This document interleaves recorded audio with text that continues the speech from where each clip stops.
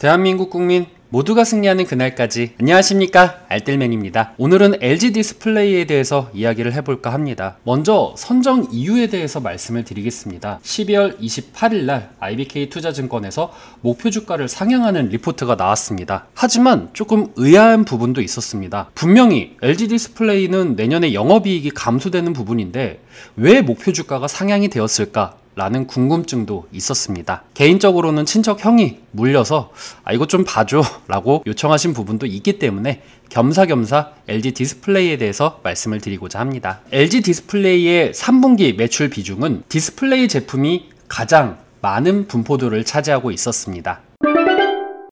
다음, LG 디스플레이를 분석하기에 앞서서 2022년도 디스플레이의 업황은 어떨지 여기에 대해서 말씀을 드리고자 합니다. 해당 내용은 키움증권 리포트를 참고를 했습니다. 2021년도 OLED 스마트폰 침투율은 44%, 즉 전년도 대비해서 9%포인트로 성장할 전망입니다. 이제 곧 데이터가 나오겠죠? 2021년도 글로벌 스마트폰 출하량은 14억 대, 즉 전년도 대비해서 5%를 기록할 것으로 예상이 되나 OLED 스마트폰 출하량은 6.1억 대로 전년도 대비해서 33%를 기록하며 높은 성장률을 달성할 전망이라고 합니다. 애플의 2021년도 OLED 스마트폰 출하량 전망치는 2억대로 전년도 대비해서 142%로 OLED 스마트폰 시장 성장을 주도할 것으로 예상한다고 합니다. 2022년도 OLED 스마트폰 출하량은 7억대로 전년도 대비해서 14%로 성장을 하며 OLED 침투율이 51%를 기록할 전망이라고 합니다. 반도체 공급 부족 등으로 인해서 스마트폰 시장의 불확실성이 지속이 되고 있으나 중소형 OLED 패널 가격의 안정화, 그리고 OLED와 LCD 기술의 격차 확대에 힘입어서 OLED 스마트폰 시장 성장이 지속될 것으로 판단된다고 합니다. 2022년도 OLED 스마트폰 시장은 중화권 업체들과 삼성전자가 주도할 전망이라고 합니다. 중화권은 스마트폰 업체들의 평균 OLED 침투율이 2020년도 29%에서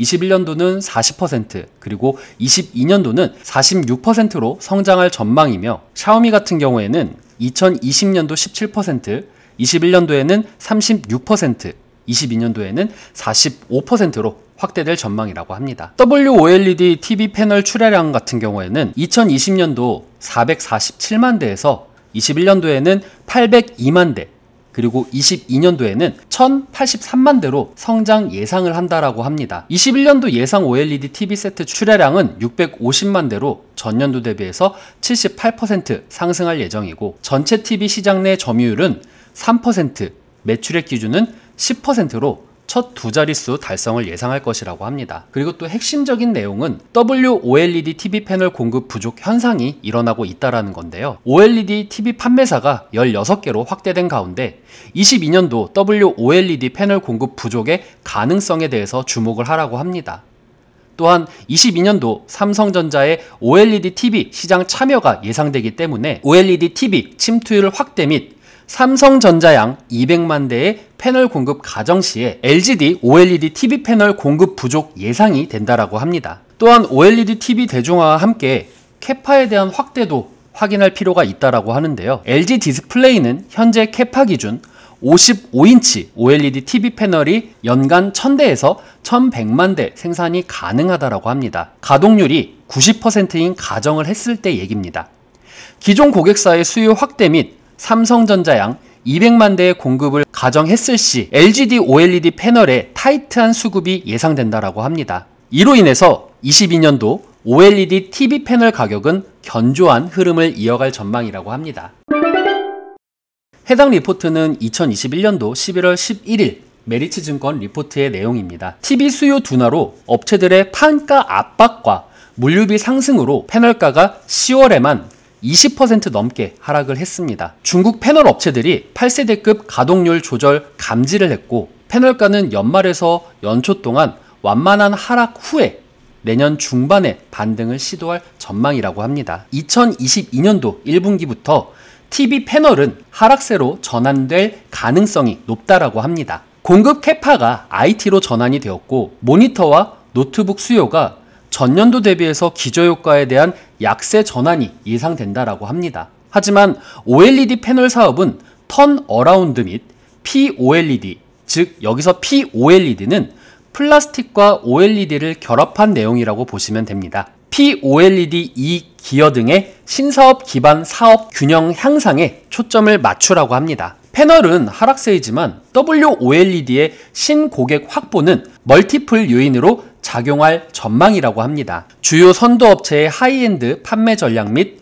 패널 소싱 계획 감안 시에 WOLED 공급 가능성에 대해서 매우 높은 상황이라고 하네요. 다음은 2021년도 11월 24일 날 키움증권의 내용입니다.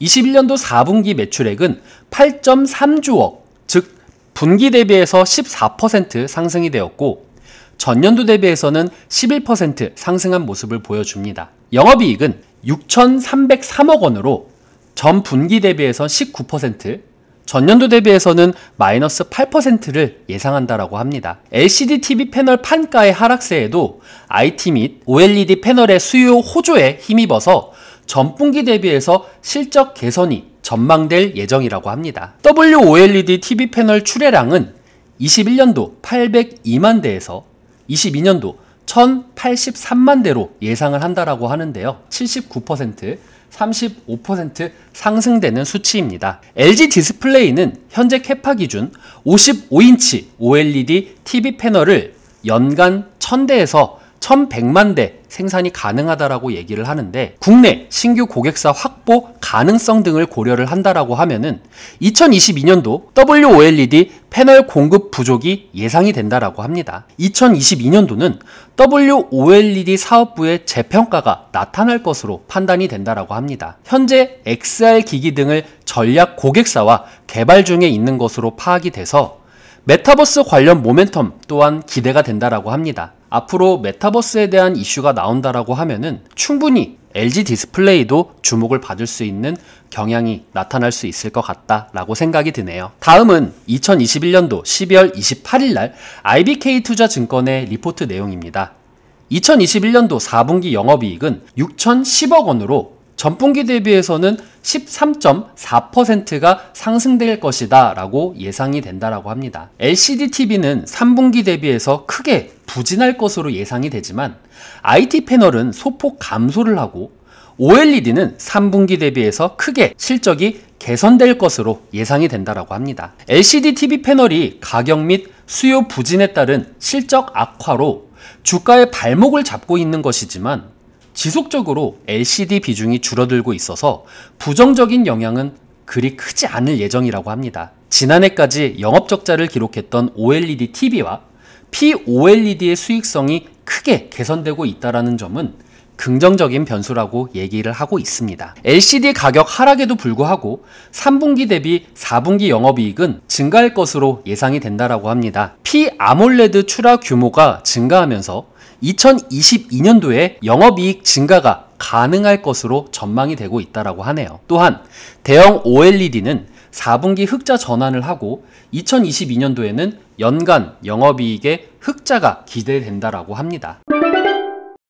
실적이 발표된 2021년도 10월 28일부터 2021년도 12월 28일까지의 리포트를 총 통틀어서 통계치를 냈습니다. 매출액은 21년도 대비 22년도가 마이너스 2% 성장하는 모습을 보이고요.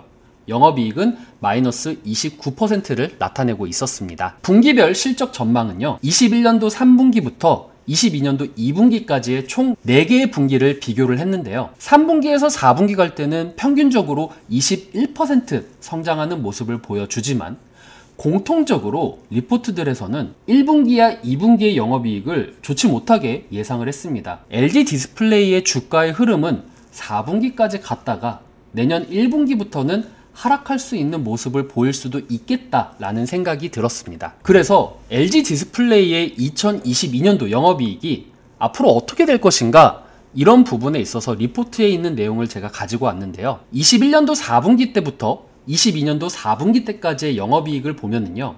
전년도 대비 기준으로 했었을 때 2021년도 4분기가 가장 높은 성장률을 나타냈고 그리고 그 다음부터 하락세를 이어가다가 3분기부터 전환하는 모습을 보여주고 있습니다.